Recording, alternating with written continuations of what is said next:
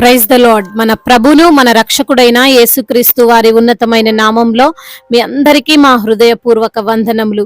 ఈ రోజు దేవుని వాక్యము, నీవు పోయి సంతోషముగా నీ అన్నము తినుము, ఉల్లాసపు మనస్సుతో నీ ద్రాక్షరసము త్రాగుము. ప్రసంగి గ్రంథము 9వ అధ్యాయము 7వ వచనము.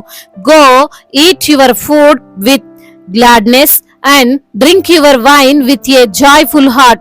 Ecclesiastes chapter 9 verse 7. ఈ రోజుకు గాను జీవం కలిగిన దేవుడు మనకు అనుగ్రహించిన వాక్య భాగమును బట్టి ధ్యానించుకుందాము. ప్రభునందు ప్రియమైన సహోదరి సహోదరులారా, మనమందరము కూడా చేస్తున్నటువంటి పొరపాటును దేవుడు ఈ రోజు మనకు జ్ఞాపకం చేస్తున్నాడు. ఏంటి ఆ పొరపాటు అంటే, మనకున్న సమయమును, మనకున్న వనరులను, మనము కలిగిన వాటిని మనము అనుభవించలేకపోతున్నాము అని. ఈ లోకం అనే ఈ యాత్రలో ఉన్న మనము యాత్రను ఎంజాయ్ చేయలేకపోతున్నాం. ఎప్పుడు రేపు రేపు అంటూ రోజును నిర్లక్ష్యం చేస్తున్నాం. ప్రతిసారి భవిష్యత్తులో అలా ఉండాలి ఇలా ఉండాలి అనుకుంటూ ప్రస్తుతములో జీవించలేకపోతున్నాం. కలిగి ఉన్న వాటిని ప్రక్కన పెట్టి రావాల్సిన వాటిని గురించి ఆలోచిస్తూ అశాంతితో అసంతృప్తితో ఏదో కోల్పోయిన వారిగా జీవిస్తున్నాం. భవిష్యత్తుని గురించి ఆలోచించవద్దు అని బైబిల్ చెప్పడం లేదు, మంచి ఉన్నత స్థానములో ఉండొద్దు అని లేఖనములు చెప్పడం లేదు. గాని దానికోసం ఇప్పుడున్న సమయాన్ని ఎందుకు తాకట్టు పెడుతున్నారు అని మనకు లేఖనము జ్ఞాపకం చేస్తుంది. ఈ క్షణం గడిచిపోతే మరలా వస్తుందా?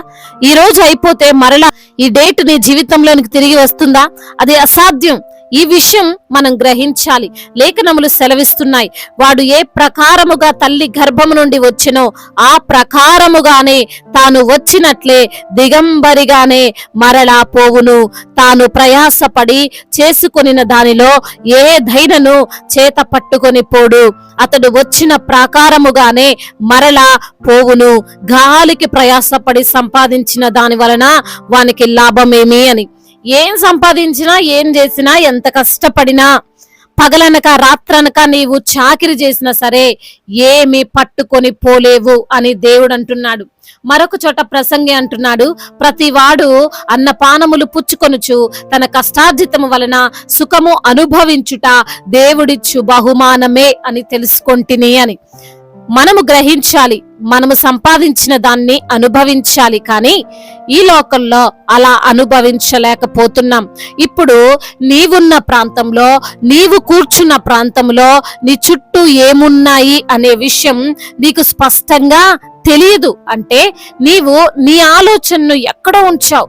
కొందరికి వారు నడుస్తున్న ప్రతిరోజు వెళ్ళి వస్తున్న మార్గంలో ఏ షాపులు ఉన్నాయో కూడా తెలియదండి.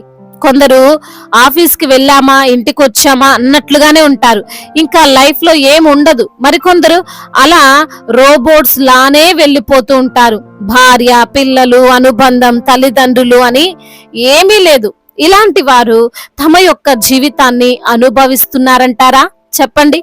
అందుకే దేవుడు అంటున్నాడు, అది బహుమానమే అని. బహుమానం అందరికీ దొరకదు. అయితే ఈరోజు ఆ బహుమానం నీవు ఖచ్చితంగా పొందుకోవాలి అని ఆయన ఆశపడుతున్నాడు. ప్రతి క్షణమును ఆస్వాదించు, సంతోషించు. నీ అన్నము నీవు ఎప్పుడైనా సంతోషంగా తిన్నావా? ఆ మొబైల్ చూసుకుంటూ, టీవీ చూస్తూనో, ఏం తింటున్నావో తెలియకుండా, ఎంత తింటున్నావో అర్థం కాకుండా తినేవారు చాలా మంది ఉన్నారు. ఈ యొక్క లేఖనములో సంతోషించడం, ఆనందించడం అంటే ఉన్నవన్నీ అమ్మేసుకొని తింటూ కూర్చోమని కాదు. ఎప్పుడైతే ఏ పని చేస్తున్నావో ఆ పనిలో ఆనందించడం నేర్చుకోవాలి. ఉద్యోగం చేస్తూ ఇంటిని గురించి ఆలోచించవద్దు, ఇంటికొచ్చి ఉద్యోగాన్ని గురించి ఆలోచించొద్దు. ఈరోజు ఈ క్షణంలో పని చేస్తూ రేపు ఏం చేస్తే బాగుంటుంది అని ఆలోచించవద్దు. ఆ క్షణం, ఆ నిమిషం నీది గనుక ఆ క్షణాన్ని ఉపయోగించుకో. చాలా మంది ఇంట్లో కూర్చుందామని సోఫా కొంటారు గాని తృప్తిగా ఎప్పుడు కూర్చోరు. ఇంట్లో ఉందామని మంచి ఇల్లు అప్పు చేసి మరీ కట్టుకుంటారు గాని ఒక్క క్షణము ఆ ఇంట్లో ఉండరు. జీవితం అంటే ఆరాటంగా ఏదో టెన్షన్ గా ఉండొద్దు, సంతోషంగా ఉండాలి. ప్రతి క్షణాన్ని, ప్రతి ప్రాంతాన్ని ఆనందించాలి, ఆస్వాదించాలి. అదే దేవుడు మన నుండి ఆశిస్తున్నాడు. ఈ రోజున ఈ మాటలు వింటున్న నీవు ఇంతవరకు నీకు కలిగిన వాటిని అనుభవించలేకపోయావేమో. ఇప్పటికైనా దేవుడు నీకిచ్చిన వాటి యందు నీ కుటుంబము, నీ బిడ్డలు, నీకున్నటువంటి పనిని ఆనందించు, ఆస్వాదించు. అప్పుడు ఈ జీవితం నీకు భారం అనిపించదు.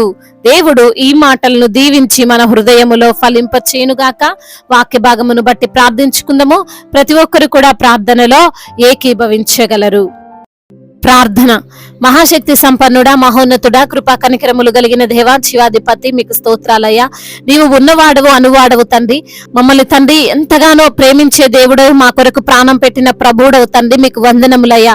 అవునయ్యా, మాకిచ్చిన ఈ జీవితాన్ని బట్టి మేము ఎల్లప్పుడూ సంతోషించే వారముగా, మీ ఆనందించే వారముగా మేము ఉండాలని ప్రభా, మాకిచ్చిన రోజును, మాకిచ్చిన క్షణాన్ని ప్రభా మేము తండ్రి అయా వృధా చేసుకోకుండా వాటికి తగినట్లుగా, అయా ఆ రోజుకు తగినట్లుగా, ఆ క్షణానికి తగినట్లుగా ప్రభా మేము ఆనందించేటువంటి అయా మనస్సును మేము కలిగి ఉండాలని, అయా వాటి గురించి వీటి గురించి చింతించకూడదని ఈ రోజున లేఖనము ద్వారా మీరు మాతో మాట్లాడారు. అవును ప్రభా, మీరు మాట్లాడే దేవుడవుతండి. మేము సంతోషంగా ఉండాలని, మేము ఆనందంగా ఉండాలని, మేము వేటి గురించి చింతించొద్దని, చింత యావత్తు మీ మీద వేయమని ప్రభా మీరు సూటిగా మాతో మాట్లాడిన విధానాన్ని బట్టి వందనములు. అవును ప్రభా నా తండ్రి, అయ్యా ఈ రోజులు చూడలేని వారు ఎందరో ఉన్నారు ప్రభా. అయినప్పటికీ సజీవుల లెక్కల్లో మమ్మల్ని నిలవబెట్టిన దేవానికి స్తోత్రములు. అయ్యా ఎందరైతే బిడ్డలు వాక్యమును విని ఉన్నారో ప్రతి బిడ్డను పేరు పేరున దీవించండి, ఆశీర్వదించండి, బలపరచండి. మీ కృపాహస్తము వారి పైన ఉంచమని వేడుకుంటున్నాం. బిడ్డలు ఏదైతే ఆశిస్తున్నారో, ఏదైతే ప్రభా మీ సన్నిధిలో గోజాడుతున్నారో, మొరపెడుతున్నారో అయా వారి యొక్క మొరను మీరు ఆలకించండి. అనారోగ్యముతో బాధపడుతున్న ప్రతి బిడ్డను మీరు తాకండి, సంపూర్ణ స్వస్థతను దయచేయండి. స్వస్థపరిచే దేవుడవు నీవే ప్రభా.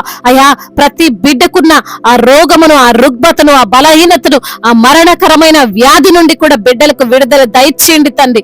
అయా నీవే వారిని ముట్టండి అయ్యా. నీది తండ్రి బాగు చేసే హస్తము ప్రభా. అయా నీవు అయా మరి తండ్రి వారిని ముడితే వారికి స్వస్థత నా ప్రభా. అదేవిధంగా ఆర్థిక పరమైన ఇబ్బందులన్నిటి నుంచి కూడా విడుదల దయచేయండి అయా. మీరే బిడ్డలను ఆర్థికంగా బలపరచండి. ఎటువంటి లేమి, ఎటువంటి తండ్రి అయా కరువు వారికి రానివ్వకుండా తండ్రి మీ యొక్క కృప చేత వారిని జ్ఞాపకం చేసుకోండి ప్రభా. వారు చేస్తున్న కష్టార్జితాన్ని దీవించండి, వారి చేతి పనులను ఆశీర్వదించండి, వారికి కలిగిన దానినంతటికీ కంచె వేసి ప్రభా మీరే వారిని కాచి కాపాడండి. అప్పుల ఊబిలో నుండి బిడ్డలకు విడుదల దయచేయండి అయా. మరి తండ్రి కుటుంబాలలో సమస్యలు, అన్నదమ్ముల మధ్య ఆస్తి తగాదాలు, అక్క చెల్లెల మధ్య ఆస్తి తగాదాలు అయా, ఒకరంటే ఒకరికి పడని ఆలోచనలు అయా. మరి తండ్రి ఎప్పుడు చూసినా అశాంతికరమైన పరిస్థితులు కుటుంబాలలో తండ్రి, మాట వినని పిల్లలు, మాట వినని భార్య అయా. మరి తండ్రి ఎప్పుడు చూసినా త్రాగుడు వ్యసనాలకు బానిసలై తిరుగుతున్నటువంటి తండ్రి ఇంటి యజమానులు తండ్రి మీరు వారిని జ్ఞాపకం చేసుకోండి అయ్యా. అయా త్రాగుడు నుంచి విడుదల దయచేయండి నా ప్రభ. కుటుంబంలో నెమ్మదిని, శాంతిని, సమాధానాన్ని దయచేయండి ఎల్లప్పుడూ ప్రభ. నీ నామానికి మహిమకరంగా తండ్రి బిడ్డల యొక్క కుటుంబాన్ని తండ్రి మీరు నిలవబెట్టండి ప్రభ. చిన్న బిడ్డలను కాచి కాపాడండి. యవన బిడ్డలందరికీ తోడుగా ఉండండి. యవన వయసులో ప్రభ మీ యందు భయభక్తులు కలిగిన జీవితాన్ని వారికి మీరు ప్రసాదించండి అయా. కూలి పని చేసుకునే వారిని దీవించండి. చేతి పనులను తండ్రి వారి కష్టార్జితాన్ని మీరు ఆశీర్వదించండి దేవా. దైవజనులందరికీ మీరు తోడుగా ఉండండి అయ్యా. సువార్థికులను బలపరచండి అయా. నీ సేవలో ఎదురైన ప్రతి ఒక్క కష్టమును అయా, ప్రతి ఒక్క తండ్రి ఇబ్బందిని, ఇరుకునంతటిని కొట్టివేయండి నా ప్రభ. నా తండ్రి మీరే వారికి తోడుగా ఉండండి ప్రభ. అపవాది క్రియలు లయపరచండి, పరిచర్యలో వృద్ధిని కలగజేయమని వేడుకుంటున్నాము తండ్రి. అదే విధంగా సువార్థికులను బలపరచండి. ఏ ప్రాంతంలో అయితే వారు అడుగు పెట్టారో ప్రభ ఆ ప్రాంతంలో తండ్రి అయ్యా అనేకులు రక్షించబడినట్లుగా సహాయము దయచేయమని వేడుకుంటున్నామయ్యా. అదే విధంగా నా ప్రభు గర్భఫలము లేని బిడ్డల కొరకు ప్రార్థిస్తున్నాం. యేసు నామములో మూయబడిన గర్భమును తెరవమని వేడుకుంటున్నాం. డాక్టర్స్ సైతం ఆశ్చర్యపోయే రీతిలో బిడ్డలకు కార్యాలను జరిగిస్తూ రమ్మని వేడుకుంటున్నాం. అదే విధంగా గర్భిణీ స్త్రీలను జ్ఞాపకం చేసుకోండి. తల్లి బిడ్డలకు క్షేమాన్ని దయచండి. డెలివరీ సమయంలో ప్రభా అయా మీరు వారికి తోడుగా ఉండి ధైర్యాన్ని ప్రసాదించమని బ్రతిమిలాడుకుంటున్నాం. ఇప్పుడే పుట్టిన చంటి బిడ్డలను జ్ఞాపకం చేసుకోండి. ఎటువంటి అనారోగ్యం వారి దరికి రాకుండా మీ కాపుదల్లో భద్రపరచండి. మిషనరీస్ ని దీవించండి నా ప్రభా. ఇతర దేశాల్లో ఉంటున్న ప్రతి బిడ్డకు మీరు తోడై ఉండండి. మీ ఆత్మ చేత ప్రతి ఒక్కరిని నింపండి. రక్షణ లేని బిడ్డలందరికీ రక్షణ దయచేయమని బ్రతిమిలాడుకుంటూ మానాథుడు సర్వశక్తిమంతుడైన యేసుక్రీస్తు వారి అతి శ్రేష్టమైన ఉన్నతమైన దివ్యమైన నామంలో ఈ ప్రార్థనను అడిగి వేడుకొని పొందుకొని ఉన్నాము మా ప్రియ పరలోకపు తండ్రి. ఆమేన్.